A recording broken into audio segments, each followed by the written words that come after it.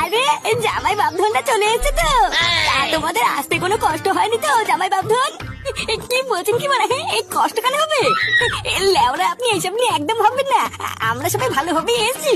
ও মা, আমার ফাটা দাদু ভাই কত বড় হয়ে গেছে। তুমিও তো কত বড় হয়ে গেছো দুজন।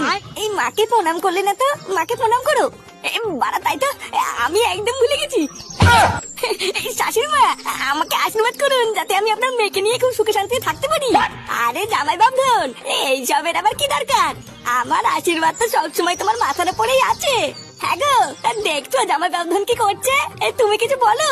অতি ভক্তি না চোরের লক্ষণ, বুঝলো তো? এই সবই যে ভালো মন্দ গেলার তাল, তা আমি বুঝি না নাকি? কি যাতা কথা বলছো তুমি?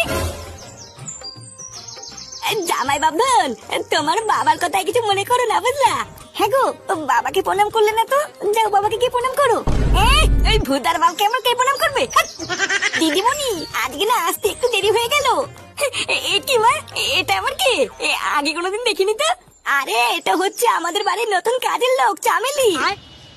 আরে চোদন, এ তো পুরো কচি মাল। যাও জামাই বাবধন, এত দূর থেকে রোদের ভিতরে এসেছো, ঘরে গিয়ে একটু রেস্ট নাও।